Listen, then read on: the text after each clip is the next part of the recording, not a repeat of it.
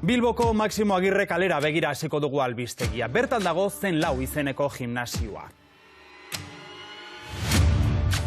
Emakume bat koman dago, gizon batek emandako jipoia dela eta.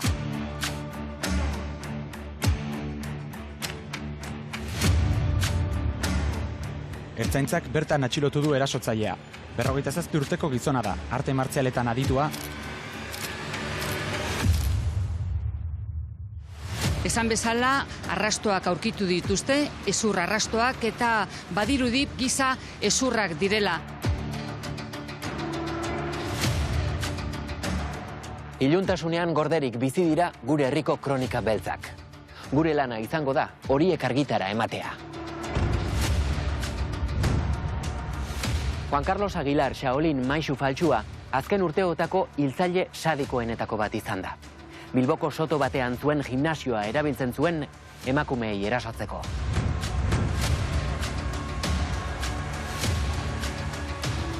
Biktima bat honelako eskilara batzuetatik igo eta zulotik ateratzen saiatu zen. Horri esker, poliziak erasotzailea atxilotu zuen. Orduan jakin zuten ez zela biktima bakarra, eta leku honetan gauza pentsaezinak gertatu zirela. Prestatu zaitezte, egiaren bazterrik ilunenak ezagutzeko, krimenik latzena ere, uste baino gertuago egon baitaiteke.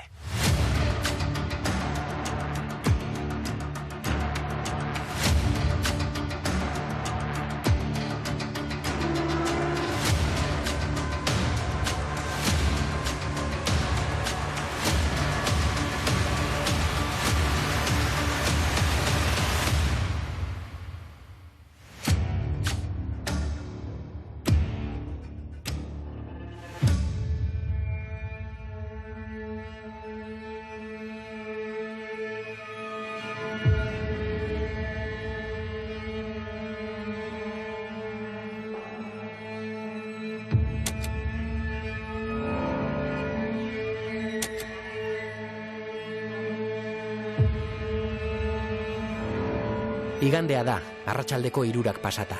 Bilboko Zen Lau gimnasioan, Ada Maurin Otuya nigeriarra bere bizitzako unerik txarrena igarotzen ari da. 29 urte ditu.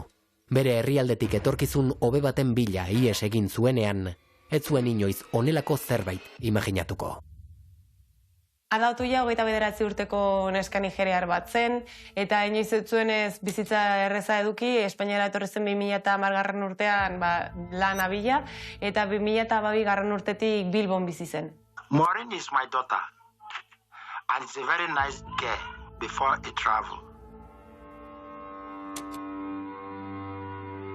And hardworking, he loves the children, and he takes good care of them. Maureen went to Bilbao to provide for the family. Prostituzioan egiten zuen lan eta lanean irabazten zuen diru guztia familiari bitaltzen zion. Larun batero bezala, Ada Maurin lanean dago General Kontxa kaleko inguruetan. Zoritxarrez, gau horretan, Juan Carlos Aguilarrekin topatuko da. Lehenek eta behin ulertu behar da, emakume migratuen egoera ez dela berdina, ez? Osea, ez dagoela egoera bakar bat. Zentzu honetan, andra askok, adibidez, heltzen dira bakarrik. Eta zenbat eta desberdinkeria soziala handiagoa izan, gero eta emakume eta neska migratu gehiago prostituzioan.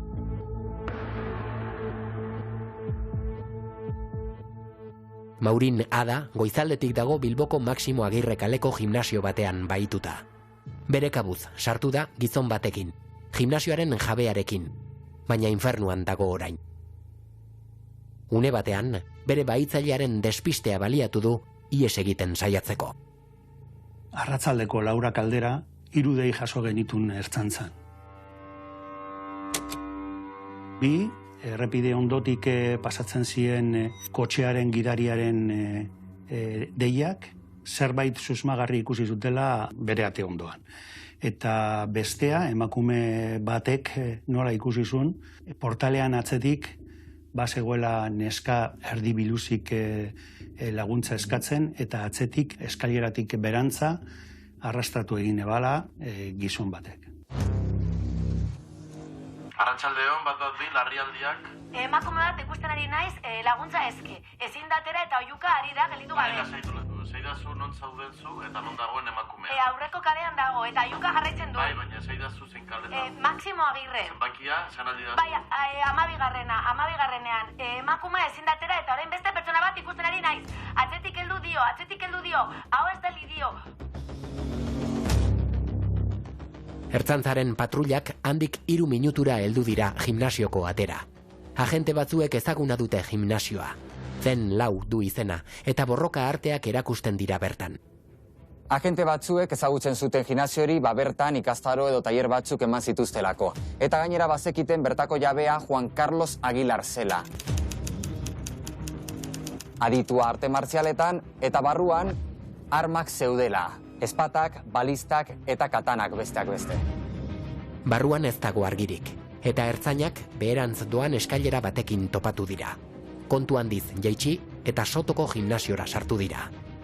Eskailera jetzi ondoren ikusi zuten eskumaldean bazegoela tatamia, gero eskerraldean aldagelak eta solaire arteko baten txikie bazegoen bulegoa. Bulegoaren ondoan bazegoen beste ate txiki bat, beste gela sekretu bat ondoan zegoela. Orduan, ate hori ireki zuten eta atzekaldean logela txiki bat zegoen eta Juan Carlos Aguilar aurkitu zuten bertan eurei begira. Me desplazan hacia dentro del cuarto y con mi pie izquierdo, en un giro, noto como piso algo parecido a una mano. Observo y descubro, pues eso, el cuerpo semidesnuda de una mujer negra.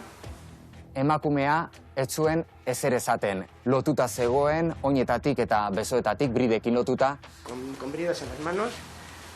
Y luego también tenía en el cuello, con signos de estrangulación, una cinta americana, una cuerda de embalar, 5 vueltas y una brida de presión de embalaje. Egia da ikusi zutela sekulako jipoia sufritu zuela. Pultsua begiratu berri izan zioten, ez zeudelako ziur konorteri gabe zegoen edo hilik zegoen. Maurin Ada konorterik gabe dago. Sanitarioak ziztu bizian jaitsi, lepoan dituen lotura guztiak askatu eta basurtuko ospitalera eraman dute. Bitartean bere bahitzailea, Juan Carlos Aguilar, isilik eta mugitu gabe dago.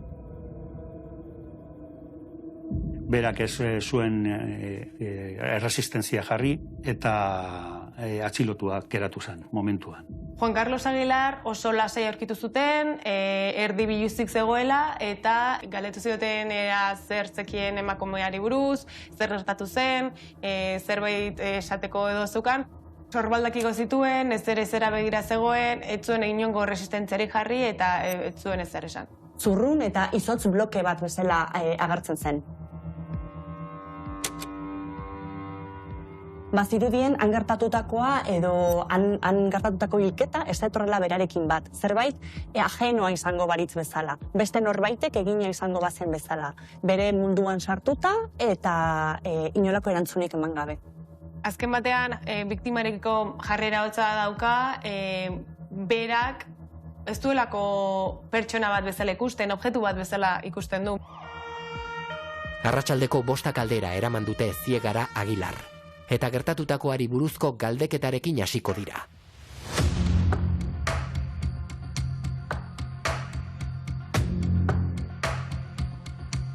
Poliziak uste du gimnasio honetan bertan gauzak gehiago pasatu direla. Lekua miatu eta tatamiaren inguruan ustel usaina nabaritu dute. Lurra altxatu eta plastikuzko 7 poltsa berdea aurkitu dituzte. Susmorik txarrenak egia bihurtu dira. Poltsa hauek ezurrez beterik daude, batzuk garbi-garbiak, haragirik gabe. Itxura guztien arabera, giza ezurrak dira. Bai, ertzaintzaren atal zientifikoak hainbat boltsa topatu ditu gimnasioaren barruan eta uste dute hain justu ere pertsonen giza gorpuzkinak edo ezurrak izan daitezkeela.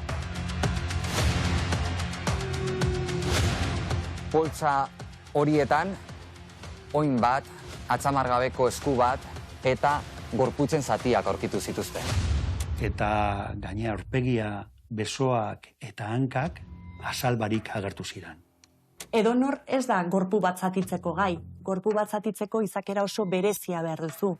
Oztasun handia izan behar duzu eta ausardia ere bai. Hor ikusten da pertsona oso arriskutsu baten aurrean gaudela, odolotzeko pertsona baten aurrean gaudela, edo zertarako gai dela. Zergatik kendu zuen azala, agian zailagoa izateko ertzaintzari identifikatzeaz norena zen gorpu hori. Hori egiteko kapaza den pertsona bat, argi eta garbi pertsona psikopata bat da. Pertsona sadiko bat da. Claro, hasieran pentsatu gendun agian zenbat biktimak topatuko genuke. Zenbat biktima boltza horretan eta noiztik berak egiten zuen praktika horiek, ez da? Gimnasioaren miaketan, mutilen aldageletako dutxetan odol arrastoak aurkitu dituzte. Eta konturatu dira, norbait paretak garbitzen saiatu dela. Ertzaintzak aurkitu du biktima edo biktimak zatitzeko lekua. Egiterakoan inspekzio okular horretan, aldageletan, topatu gendun holango ezur txikitsuek desaguean. Berak hor egiten zuen beharrak zatitzeko eta eramaten zuen tatamira. Lehenengo aragiak eta barne organuak edo bota zituen, agian usteltzen ari ziren edo usaina ere botatzen zuten, hori izan daiteke arrazoia aragiak lehenago bota eta ezurrak oraindik gordetzeko. Bera pentsatzen zuen egun horretan danak botatzea, hori zen igandea. Eta astelenean berriro zabalduta egongo litzateke gimnasioa. Orduan azkar egin behar zuen gauzak. Gimnasioan aurkitutakoa izugarria da. Bitartean, komisarian, Juan Carlos Aguilarri deklarazioa hartu diote. Norenak dira gimnasioko ezurrak. Non harrapatu du Maurina da, heriotzaren eta bizitzaren artean dagoen emakumea. Jipoitu zion emakumeari galdetuta, Juan Carlos Aguilarrek bakarik esan zuen, etzekiela nor zen, etzekiela ez da bere izena, eta General Kontza kale inguru horretan aurkitu zuela gau hartan autoarekin eta erabaki zuen gimnasiora eramatea.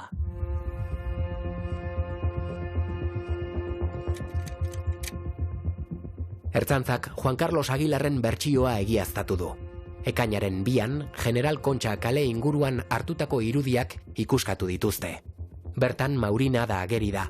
Goizeko 6 aldera Juan Carlosen autora igo da, eta gero gimnasiora sartu dira biak, inolako bortxarik gabe. Patrullak sartu zirenean, ikusi zuten nola emakume horren inguruan zeuden brida batzuk moztuta. Horrek zer esan nahi du, egon zen lotuta, egon zen bahituta eta bortxatuta. Bortxatuta 4 aldiz behintzat. Ze bulegoan, paperontzi horretan, 4 preservatibo ikusi genitun, eta 4ak euskaten biktimaren DNA eta Juan Carlosen DNA be. Juan Carlosek momentu oro erakutsi zuen ez zuela inongo empatiarik biktimarekiko, oso distante, oso txegontzen, ez zuen inongo damurik aurkezten. Eta ertzainak deklarazio hartzen dionean ere, ez da bat ere urduri, ageri. Sentimentuak eta bere sentsazioak oso kontrolpean dauzka. Guk deklarazio hartu gendunean, berak ez zuen ukatu zer egin zuen. Bere jarrera oso lasaia izan zen. Argi eta garbi, Aguilar psikopata bat da. Agresibitate maila handia daukan psikopata bat eta nortasun narzisista duena. Berak nahi duen guztia egiteko gai da eta bere disfrutea eta bere nahiak asebetetzeko.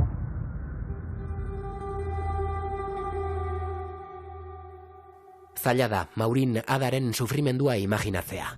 Bizirik atera da gimnasiotik, baina oso larri dago.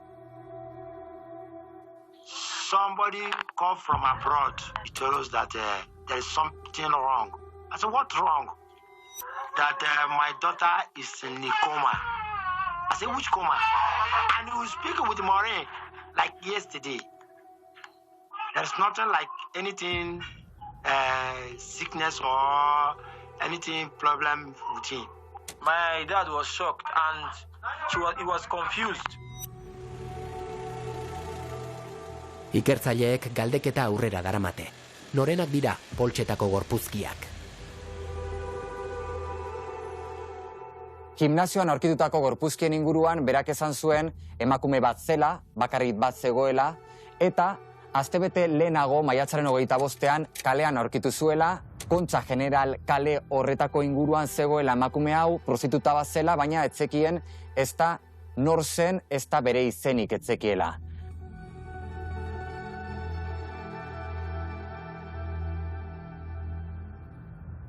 Juan Carlosek esan zuen bere honetik atera zuela eta bertan hil zuela. Mutien aldageletako dutxetan sartu, bertan zatitu, poltsetan sartu, poltsa batzuk gimnasioan utzi zituela, beste batzuk Bilboko itsasadarreraz bota zituela eta beste batzuk bere etxera eraman zituela. Horrez gain Agilarrek esan zuen mozkorduta bezala zegoela, askotan egindako jokaerak etzekiela zergatik egiten zituen, buruan tumore bat zeukalako. Berak esaten zuen eske utzuneak zeukan bere burmuinoan, eta ez zuen gogoratzen egin zuen danak. Baina adituek esan zuten aitzaki hori faltsua zela. Azken finean, tumore bat izateak zure jokabide batzutan edo eragin dezake, baina ez dizu nortasun oso bat aldatzen. Ez zaitu psikopata batean bihurtzen. Egia da, berak nahiko landuta zeukala aurreagotik, hau da, berak bazekien eskusa bat edo bezala erabiliko zuela noizbaitean harrapatu ezkero. Dena plan baten barnean sartzen da. Berak aldez aurretikan pausu guztiak oso kontrolpean dauzka, zer egin behar duen, zer momentutan egin behar duen eta nola egin behar duen. Emakume horren laguntza eskatu baino ordu bat lehenago, Juan Carlos berak, WhatsAppen bidez, bideo bat bidali zion ikasle bati, esanez, gimnasioan zegoela garbitzen. Baina hori zer esan nahi du, barnean zegoen neskak, ondino lotuta zegoen. Segurazki, berak bere burua askatu zenian eta eskaileratik gora laguntza eskatzera joan zenian, agian ikusi zuen nola Juan Carlos zatitzen ari zen beste gorpua.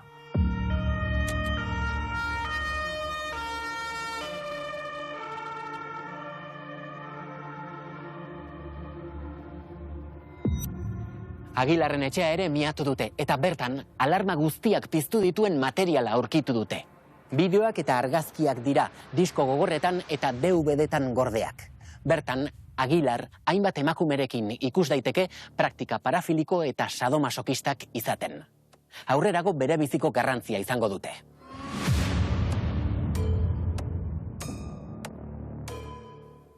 DVD grabazio irrietan eta baita disko gogorretan, arte martzialen konpetizioa aparte, sexua praktikatzen ikusten zen Juan Carlos hainbat emakume desberdinekin, praktika vejatorioak zirenak eta baita parafilia desberdinak jolasten zituztenak. Irudi oso gogorrak aurkitu zituzten. Agertzen ziren emakumeak lurrean botata, erdi konortea galduta. Agertzen ziren be emakumeak lotan edo hilda egongo balitz bezala. Bere biktima guztiak aurkizten ziren ia konorteri gabe edo oso egoera pasiboan. Eta, bueno, ez dago hildakoa bezalako pertsona pasiborik. Beraz, nekrofiliatik ere joan genezake goera hauetan. Nekrofilia bat da hildakoarekin edo hilaren eszena irudikatuz sexu harremanak mantendu edo sexu praktikak eduki eta horren bitartez plazerra lortzen duen pertsona bat. Puntu horretan, poliziak etzekien ziur Juan Carlosek biktima gehiago izan zitezkien edo ez. Biaketa aurrera doa eta gauza gehiago aurkituko dituzte haren etxean, kasua argitzen lagunduko dutenak. Erregistroan balkoian beste poltsa berde bat aurkitu zuten. Eta barruan esku bat aurkitu zuten eta bularreko silikonazko protesi batzuk.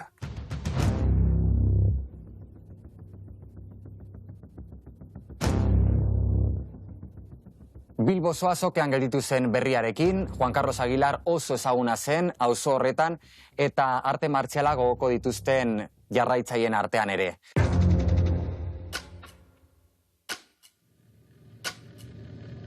Juan Carlos Agilar ez da pertsonaia ez ezaguna. Bere bizitza esposizio publikoari bideratuta egonda. Borroka arteetan maisua, urteak daramatza Espainiako hainbat telebistetan agertzen. Hau dena berak sortutako perfil bat zen. Perfil faltsu bat, non bera saltzen zan, gertuko pertsona bezala, beste jendea laguntzeko prest zegoena, pertsona serioa, pertsona zentzuduna, bizitza normal bat zaukana.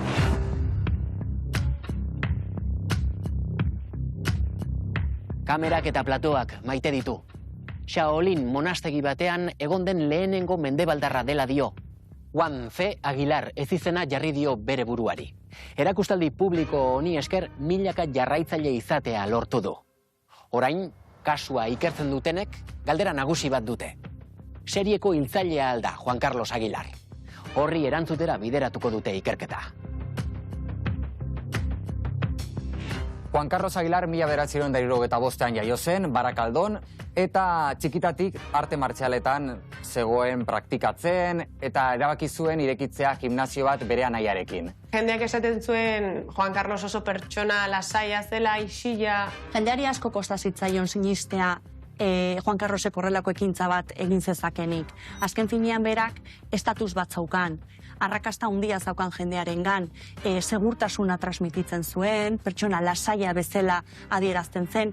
Berak esaten zuen, Txinara 1997an joan zela, Sonsan monasterioan ikasi zuela Shaolin teknika horiek, eta handik nortasun berri batekin etorri zen, Juan C. Aguilar. Nolabait bere ego handia agerrarazten digu horrek, bere nagusitasuna bilatu nahian, berazan besteak baina gehiago zekiena, berazan besteen gainetik zegoena. Mundu guztiaren edo behintzat jende askoren miresmena lortu zuen eta bere perfil narzisista horretatik izugarrizko plazerra sentitu zuen.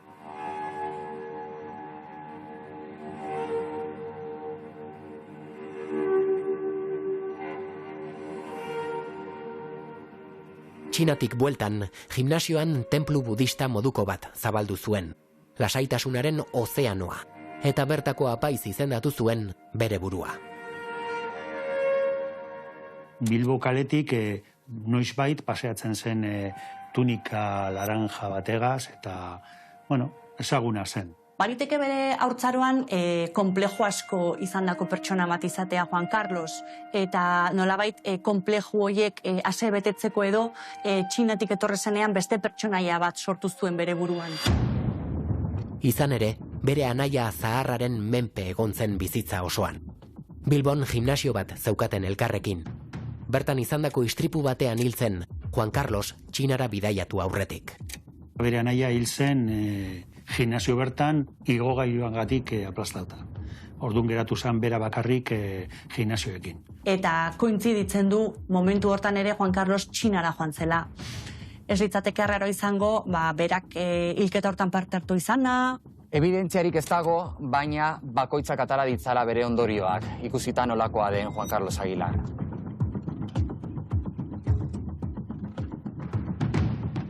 Bera Txinatikan etorri zenean, existitzen zen etzen pertsonai batekin etorri zan. Eta poliki-poliki hori retroalimentatzen joan zan, eta azkenean pertsonaia eta bizitza irreal bat sortu zuen, ez?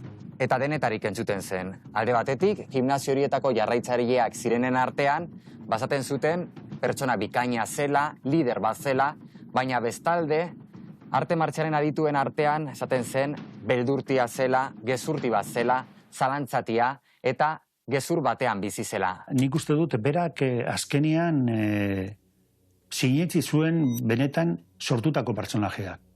Berak uste zuen beste plano batean zegoela, besten gainetik.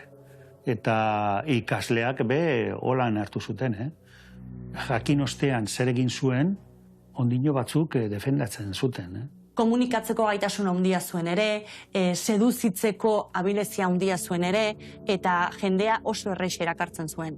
Jarraitzaileak geroz eta gehiago ziren, eta euren artean maitaleak bilakatu ziren asko. Eta emakume hauekin bortizki jokatzen zuen. Sexu harreman oso bortitzak eta oso desatseginak mantentzen zituen.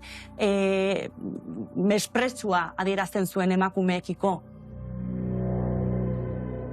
Emakume horiek aldira bideoetan ageri direnak. Irudietan nabarmentzen den krudelkeria ikusita, poliziak kezkatuta dago hilda ezote dauden. Azkenean, zer egin zuten? Juan Carlos Aguilarren telefono hartu zuten, agenda hartu zuten, eta deika hasi ziren bata bestearen atzetik.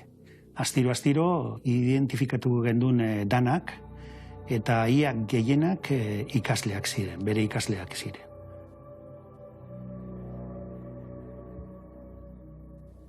Deklarazio hartu ostean, esan ziguten baimenduta euki zutela harreman sexualak.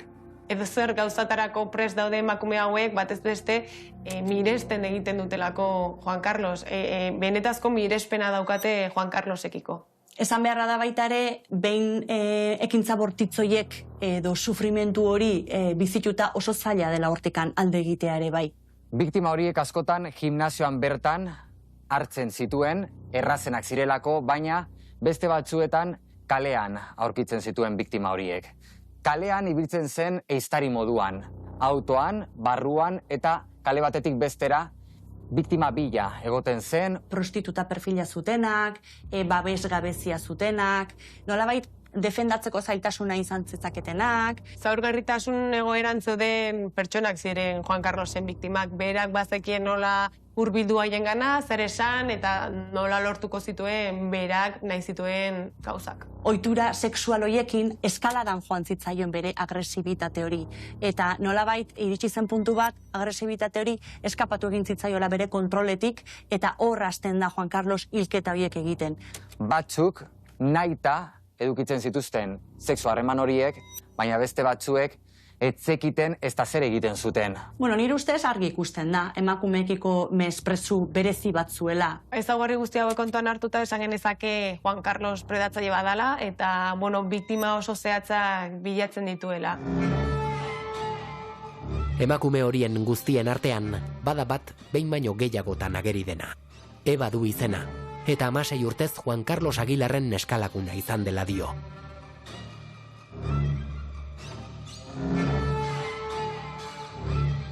Ebak aitortu ziren ertzainei kalean ezagutu zuela Juan Carlos Aguilar eta harin egin zirela laguminak.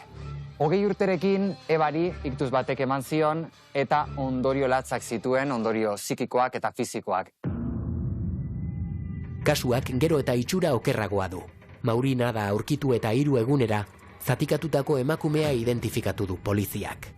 Giltza izan dira horretarako Juan Carlos Aguilarren etxean aurkitutako esku bat eta bularretako inplante bat. Jenny Sofía Rebollo Turán, kolonbiarra zan.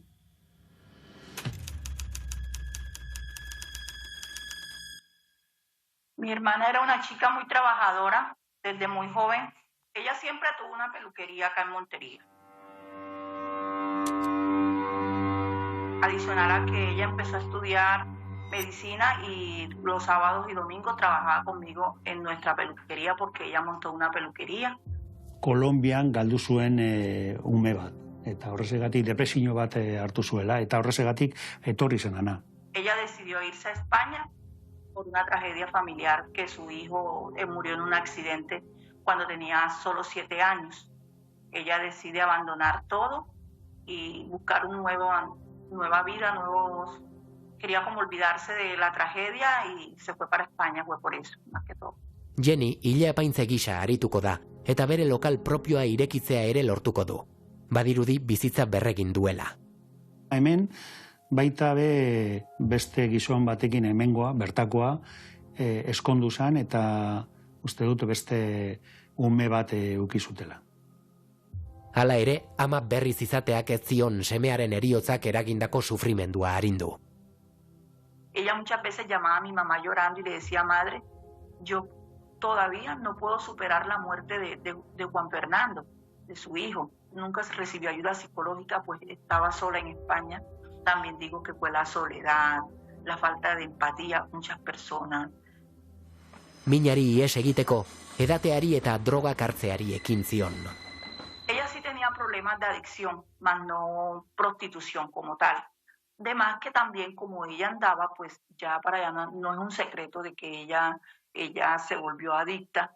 de pronto verla en ese estado y todo eso de pronto llevó a la confusión de que ella era eso, pero no. Nosotros somos estilistas desde 1991. Jenny ez zegoen prostituzioan sartuta, baina sartuta egongo balitz, azken finean, ematen du gizarte honetan, hori, emakume prostituzio egoeran daudenen bizitzak ez dituela balio berdina.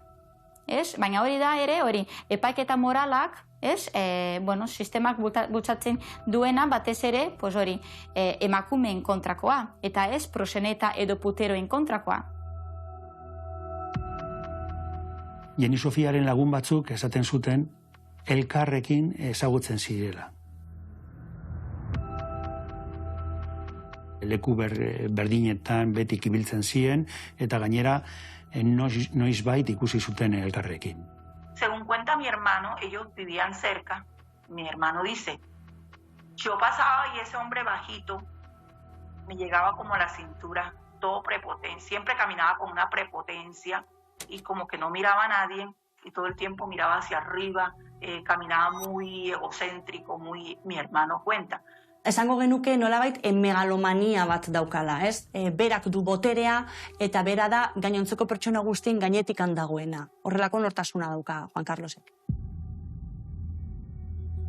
Aguilarrek biktima oso zehatzak zituen, biak migratzaileak ziren, familia urrun zeukaten biek, eta argi dagoena da Aguilarrek kolektibo ahulenak zituela buruan, eta aprobetxatzen zuen horretaz. Haien vulnerabilitateak izan dira zalantzari gabe arrazoi struktural bat, gertatu zenagatik, hori zalantzari gabe. Azkenean, bi emakumeak eta migrantea, migratuak ziren. Migrazio prozesua egiteko arrazoi desberdinekin, baina bi emakume horiek biktima izan ziren delitu berearena. Bere praktika sexualetarako edozein emakume erabiltzen zuen, gimnasioen bertako emakumeak ere erabiltzen zituen. Baina ja hilketa baterako edo horrelako krimen baterako biktima perfil konkretu bat bilatzen zuen. Bere anaiarekin bizi zen. Eta berak esaten zuen, eske Jenny ibilten zan hortik eta 2 egunetan etzan etorri etxera, gero beste 3 egunetan ez dakit norregaz ibiltzen zan, ordun nik uste dut emakume vulnerablea. Eta da, zenbat emakumeak etorten dira, egoten dira hemen hilabete bat, eta gero joaten dire Bartzelonara, holango situazionetan, holango egoeretan.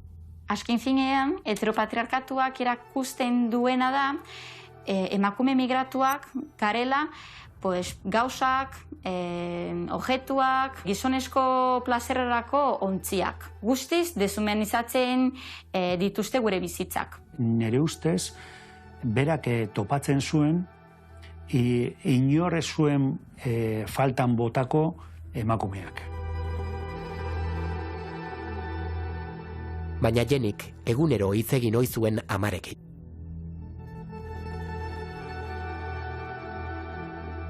Mi mamá tenía como 3 días que no sabía de mi hermana. Mi mamá me decía, Mónica, estoy desesperada, Jenny no me ha llamado. Como al 4º día, dice mi mamá, mija, yo tengo el presentimiento que a mi hija le pasó algo porque ella nunca deja de llamarme. Ertzaintzak gimnasioaren inguruko segurtasun kameren grabaketak ikusi ditu. Bertan, Jenny eta Aguilar batera agertzen dira. Juan Carlosen autotik irten eta gimnasioan sartuko dira. Jenny ez da bizirik aterako.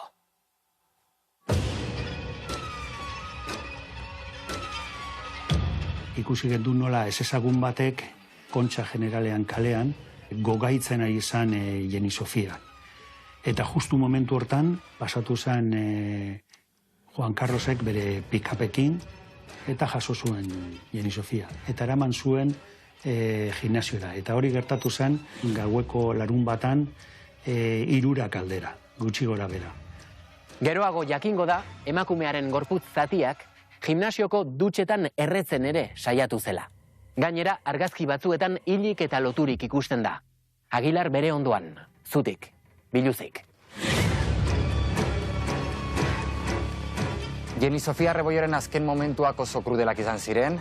Irudietan ikusten diren irudi oso lazgarriak ziren, momentu batzuetan agertzen zen Jenni Sofia Rebollo bizirik, gero urrengo irudietan agertzen zen konorterik gabe, lurrean botata eta azkenik hilda agertzen zen irudi horietan.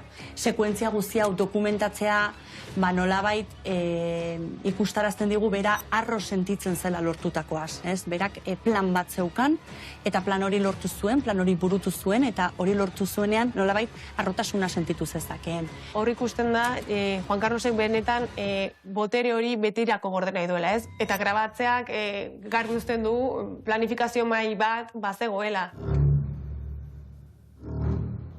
Grabaketa horietan argi eta garbi ikus daiteke Juan Carlos Aguilarrek Jenniren hilotzarekin sexu harremanak dituela.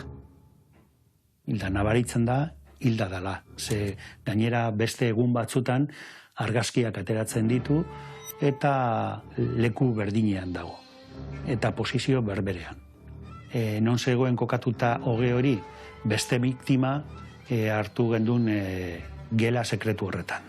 Gainera, azpimagarriena zen edo deigarriena zen, etzela Juan Carlos Aguilar bakarrik ateratzen. Batzuetan, beren eskalaguna ere agertzen zen, Eba agertzen zen, irudietan ere biluzik. Argazkietan begiak tapaturik ageri da Eba. Ez dirudi hildako baten ondoan dagoela dakienik. Juan Carlosek esan zuen gau horretan emakume horrek bere honetik atera zuela eta horregatik hil zuela, baina egia da krimena ondorengo pauso guztiak kontuan hartuta, hor ikusten dela planifikazio maila edo puntu bat badagoela. Agian, ez zuen pentsatzen emakume zehatz hori hiltzen edo mozten mukatzea gau horretan, baina egia da pentsatuta zeukala beranduago edo lehenago horrelako krimen bat burutzea. Eba neskalagunak teoria hau baieztatuko du. Neska horrek esan zigun, behin batean Juan Carlosek proposatu zion erakartzeko prostituta bat hiltzeko eta horrekin, bere bizitzarekin, emakume horri salbatuko zuela.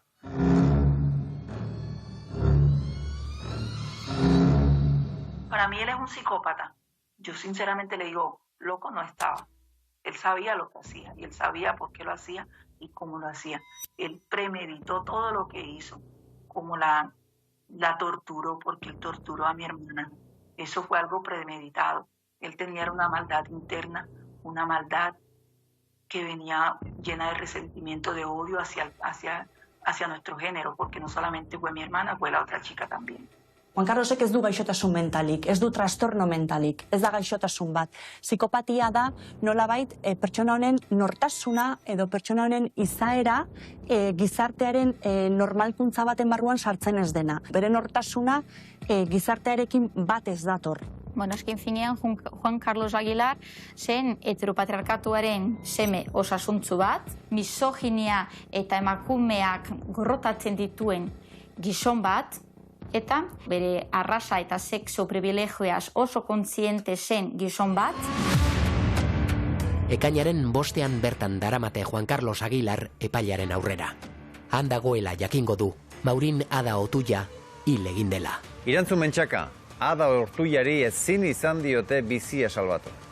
Ez oso larri koman ekarri zuten Masimo Agirre kaleko gimnasiotik ona Basurtuko ospitalera eta birtan hilda eguerdiko 12:00 pasatxoan. Adak 3 egun eman zituen ospitalean koman eta azkenean ezin zuen aurrera egin. Itotxak eragindako enzefalopatia batengatik hil zen, 29 urte baino ez zituela.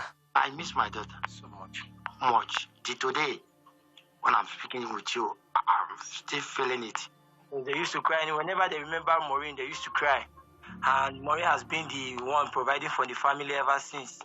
Adaren heriotza eragin handia izan zuen Bilboko nigeriar komunitatean, normala zen eta ohikoa zen ikustea Nigeriako jendea gerturatzea Basurtuko ospitalera, berari elkartasuna adierazteko, eta une horretan jakin zutenean hilda zegoela edo erail zutela, mobilizazioak hasi ziren, justizia eskatu nahi zuten Adarengatik eta batez ere babesa helarazi bere familiari. Horretaz gain, azpimarratu nahi zuten zein zen migranten egoera hemen Euskal Herrian. Ez dut uste Euskal Herriko jende gehienak ulertzen du zein den benetan emakume migratuek bizitzen ditugun errealitate gordinak. Ez dut uste. Ez dut uste, batez ere, jende gehiagori ez zaiolako interesatzen jakitea. Shaolin maisu faltsuaren aurkako epaiketa erasoak gertatu eta 2 urtera hasiko da. Herri epaimahai batek juzgatuko du. 5 gizon eta 4 emakume izango dira. Begirada asko erakarriko ditu auziak. Ikusmin handia erakarri zuen epaiketa horrek, 120 kazetari geunden izena eman da, eta inoiz ez zen alakorik ikusi. Estatu osoko jendea etorri zen epaiketa hori jarraitzeko. Epaiketa osoan, Juan Carlos oso lasai egon zen, berarekin etzi joan bezala, Shaolin perfil hori mantendu zuen hasieratik bukaerar arte. Juan Carlos Aguilarren irudia epaiketa horretan oso berezia zen, ilun jantzita joaten zen, begiak izten zituen, eta zegoen meditatzen moduan. Baliteke meditazio modura agertu izana o meditatzen egotea epaiketan nolabait bere estatus edo bere perfil horrekin jarraitzeko modu bat izatea, ez? Gizarteari erakustea, berak ere Shaolin tenpluko monje budista bat izaten jarraitzen duela. Itxi zuen begiak, hori azteta bezalako monje baten izango balitz bezala, eta nik uste dut ez zuen entzun ezer. Itxi begiak eta ezer esan barik. Una vez dentro del gimnasio, le ató usted los brazos por las muñecas y después la agredió hasta matarla. Sí, así es. Ese mismo día y en los días posteriores diseccionó usted el cuerpo, es decir, lo cortó y guardó partes del cuerpo y el resto se deshizo de él. Galderak zehatz erantzuten zituen, monosilaboki, etzen detaileetan sartzen, nolabait distantzia emozional honek ikustarazten digu beste plano batean zegoela. Bertan epaitzen ari zirena edo epaiketan hitz egiten ari ziren gauzak ez zuen interesa handirik eta nolabait berekin joango ez balira bezala. Oso pertsona narzisista da, azken batean hor ikusten da, berak pentsarazten zuela beste guztiei, egoera hortatik kanpo zegoela, horrek ez zuela afektatzen ez bere korpua, ez bere burua. Ese día mi hermano me dice que tenía una cara como de fresco. Agerian geratu da, psikopata bat dela. Bere trajektoria ikusita harrapatu ez balute, baliteke serieko hiltzaile baten aurrean egotea.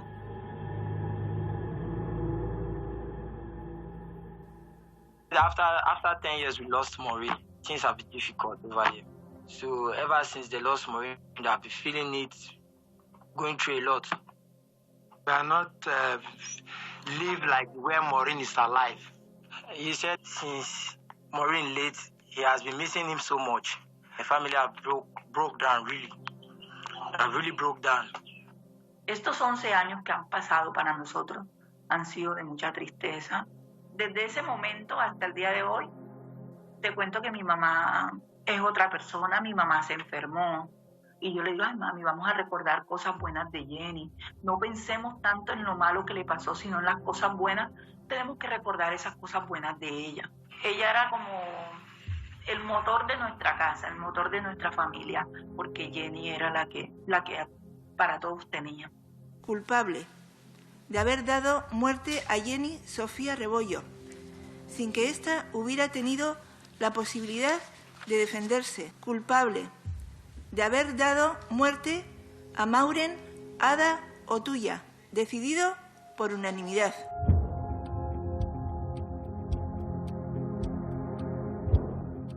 Herri epaimaiak Juan Carlos Aguilar errudun jo zuen Jenny eta Maureen Adaren hilketengatik. Auzitegiak 38 urteko kartzela zigorra ezarri zion, 19 biktima bakoitzarengatik. Shaolin maisuak disiplinaren eta autokontrolaren adibide dira, eta indarkeriaren erabileraren kontra daude. Aguilarrek ez du inoiz hilketa hauengatik damurik erakutsi, eta ez du inoiz barkamenik eskatu.